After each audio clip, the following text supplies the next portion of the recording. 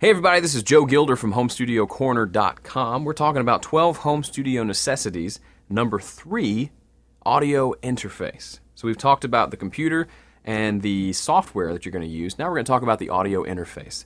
Audio interface is simply the box that allows you to take audio and get it into and out of your computer. It's what you're going to plug your line inputs into, your microphones, your studio monitors, your headphones. Everything's going to come in and out of this hub, okay? Now, there are lots of options out there. You've got USB, Firewire. They're going to be starting to make things from Thunderbolt. There are some that plug into the PCI card slots on your PC computer or your Mac. Lots of options there. So if you go and peruse a website like sweetwater.com, you're going to see probably hundreds of different audio interfaces. How do you wade through all of that and choose one? Well, there's a couple of things to keep in mind. First off, is there a compatibility issue between your software and certain different pieces of hardware, certain audio interfaces? Back in a couple years ago, Pro Tools would only work with Pro Tools interfaces. So if you wanted to buy a Focusrite interface, that wouldn't work with Pro Tools, so that was not an option. Now that they've opened it up, you've got almost no limitations to what you can use. For example, I use PreSonus Studio One. I also happen to use PreSonus audio interfaces. My interface happens to be this guy, their mixer, the Studio Live 1602, which is essentially a mixer version of their Fire Studio line of projects, line of audio interfaces, okay? So they've got different audio box, USB boxes, they've got Firewire boxes, and those are your options for getting the audio in and out of your computer. So how do you choose? Okay, we talked about compatibility with your software. That's not much of an issue anymore, but something to keep in mind and to check on before you go spending $500 on an interface.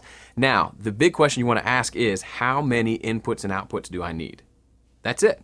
It's no more complicated than that. Most audio interfaces are going to have a basic, clean sound to them, okay? As long as you're not going bottom of the barrel and spending $100 on a big interface, that's probably not going to sound good because there's just no way to get decent audio quality into a tiny little $100 box. But as you move up, $150 even, upwards of $300, $400, $500, you can get decent sound and lots of inputs. So the question is, how many inputs do you need? Now you may think in your head, dude, I want to record drums. Okay, that's cool. So maybe you need something with 8 inputs or more. However, do you own 8 microphones? No? Okay. Do you plan on buying 8 more microphones and 8 more microphone stands and 8 more microphone cables anytime in the near future? If the answer is no, then you probably don't need an audio interface with 8 inputs. Yes, it's nice, and yes, if you are serious about recording multiple inputs, then you might want to consider that, but perhaps you just need to pare it down to one that has 4 mic inputs, or maybe just 2. I promise you can make amazing recordings with just 2 inputs.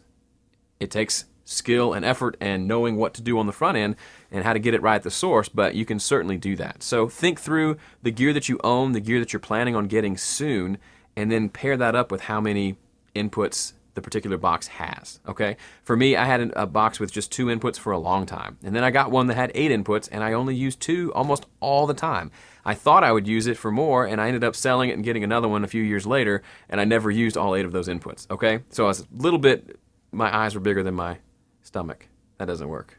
Anyway, I bought more than I really needed. So that's something to keep in mind.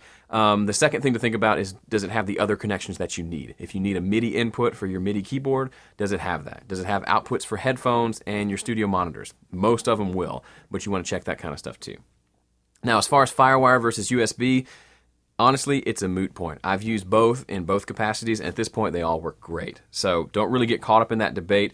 Go read reviews, find people who've used the product you're interested in, and take their advice and then jump in. One thing I will say, and I used to work for Sweetwater over at sweetwater.com, great company. They do offer free tech support on this type of stuff. So if you are into buying lots of equipment, I would highly recommend you at least buy your audio interface and software from Sweetwater, just because they do free in-house tech support.